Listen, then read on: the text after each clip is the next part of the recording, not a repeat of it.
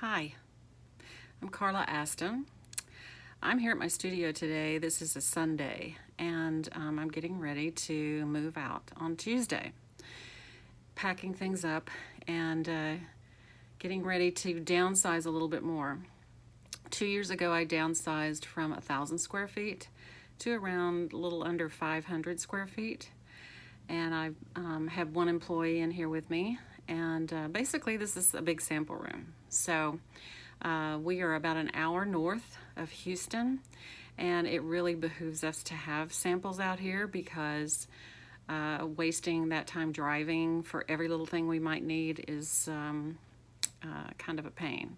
So it's been nice to have a big sample library and lots of fabric books and tile samples and things like that at my fingertips. It's really benefited my business. However, and I still want to keep that stuff, but I want to downsize a little bit more. So I'm in the process of moving back to my house. My husband has promised me that he is going to build out part of our garage as my studio, and it's about 275 square feet, so it's smaller. And it's actually a good portion of the garage to build out. It's actually like a garage bay because the house was designed so that that part of the garage could be incorporated as part of the house if people wanted it to. So it's kind of a natural place for that to be. It's not like it's going to have a garage door on it or anything like that. And it's going to be air conditioned and all that stuff. It has a nice window. It has a nice French door to the backyard, which is nice. And I think it'll kind of be a great place to be. I'm thought that I would have a door from my house directly in there, but I think I've decided not to have that and just to enter through the garage or through the backyard or however I want to do it. Because my husband retired in December, and I kind of want to be away from him a little bit. So he is going to go back to work part-time as a contract person for his old company. So he's not going to be around that much, but I do like working in a separate place away from him. So I think I'm going to leave that totally separate, and that way he won't just sort of pop in on me and try to look over my shoulder, see what I'm working on or whatever. That doesn't work for me. Okay. So what I'm here today to talk to you about is because I know so many of you hear so much all over the internet. If you're a young designer or new designer or at any stage really wanting to get a bigger grip on the business and to take charge more, to do better, to master this business. There's so much information about growing your business and about making it bigger and about, owning the whole thing. And I have to say, it ain't all what it's cracked up to be. I've been that route. I've done that. There are many advantages, no doubt, but there are also sacrifices. And there are also problems and issues that I didn't think of when I started. So I'm here today to kind of tell you one important thing that I have discovered, and I've known this number. I've kind of known what it was for a long time, but I was avoiding identifying it too much and not thinking about it until today. And I basically, as I'm moving out of this office, and I'm really happy to be moving out for many reasons, but I came up with my rent that I've paid for the last 10 years for all the places I've been, and for to kind of see what that ballpark big number was. And here it is. I don't know if you can see it backwards there. $228,000 that I paid in rent for 10 years. Sorry, I just dropped my phone, my calculator.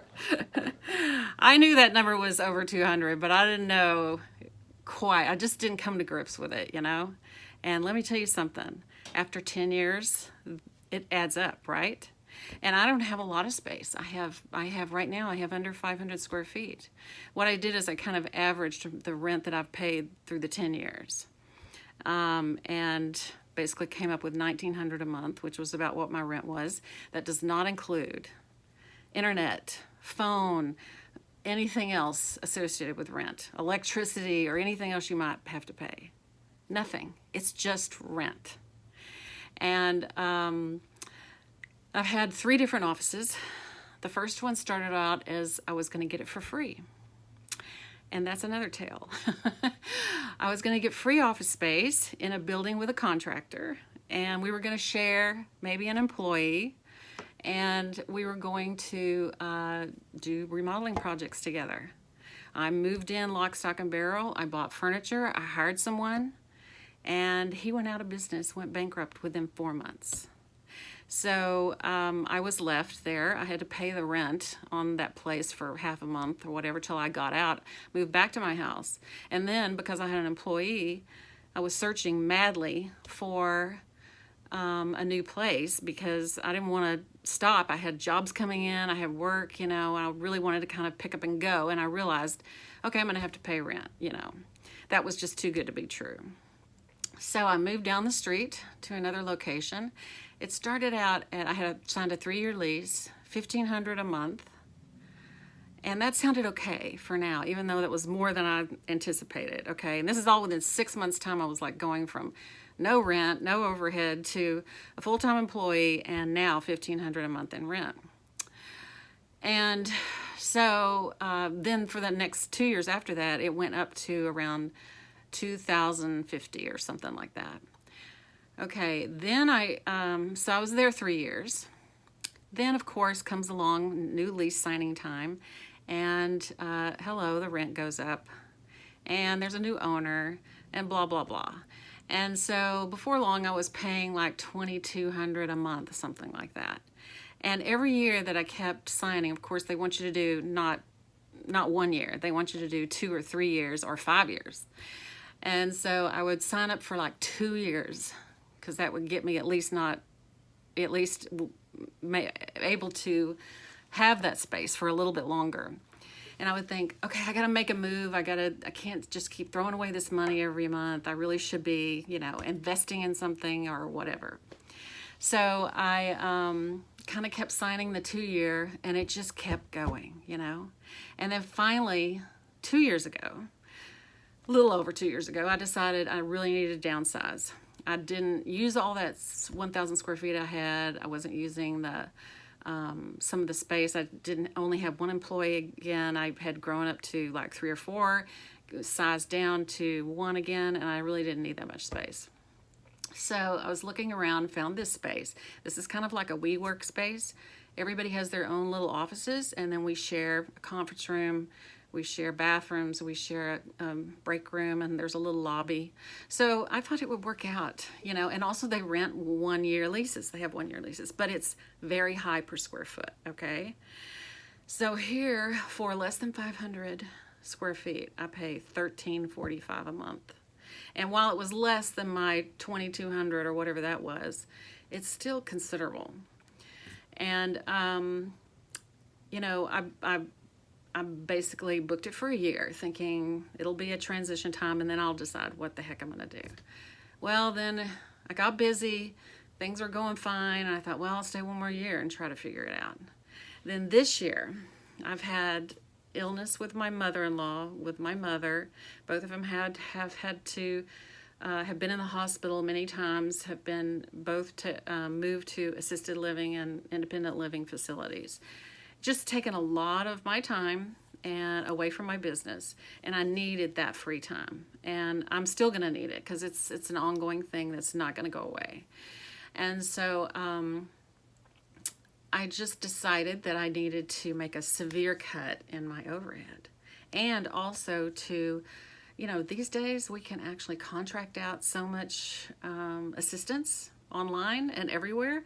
I've already started with a renderer that I use from India, and he's so cheap and he's so good, and it's like you can't beat that, So anyway, I decided to cut my rent, And so now I'm moving back to my house into this nice place my husband will hopefully finish building for me. And then I'm going to store some of these samples in my really nice storage unit that I have that's off-site, which is $198 a month for a 10 by 20. I also have a bunch of accessories in there and things for staging and stuff like that. So it's a good space. It has a light. It's air conditioned. It's, you know, I love it there, actually. I could probably put my office there and I'd be happy, except it has no windows.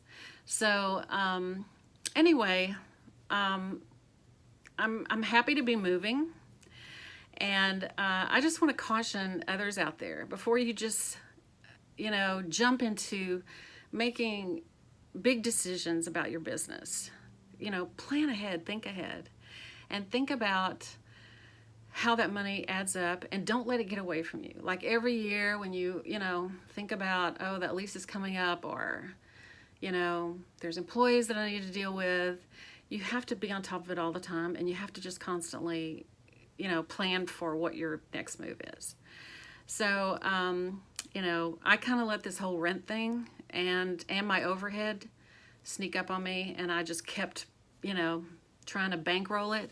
Honest to God, it's worn me out, and it's almost burned me out. And I don't want you to be there 10 years from now, you know. I don't want you to kind of sneak in the door thinking, oh, I've got free rent somewhere, or oh, I could hire half an employee, or oh, I could do this. And before you know it, through no fault of your own really, it just kind of grows, and then you have to deal with it. So, you know, I think now about that $225,000, and I think I would have much rather had purchased a little house somewhere and made that my office, so that I would have had an asset to sell at the end of all this. That $228,000 or whatever is money gone for rent. It's gone. And sure, it helped make me money. I mean, it was part of the process, but it could have been an investment, you know? It could have been something that I could have gotten back out of the business someday. If I had planned ahead, if I had even stopped at one point, like 2 years down the road, and said, okay, I'm not going to stop this for a while, so I'm going to keep, you know, going, and therefore I need to make a bigger investment to build an asset of some kind. So think about it. You know, it's just don't jump into things. Plan ahead. You know, if you need a consultant, get a consultant to help you plan that stuff out. But don't look back and go, dang, I wish I would have had that $228,000 now in my back pocket. Or at least a house that I could sell. That's what I really wish I could have. So anyway, that's it for now. That's my little cautionary tale. So good luck with what you do. And I'm not stopping, but I am getting further and further focused for my future. Bye.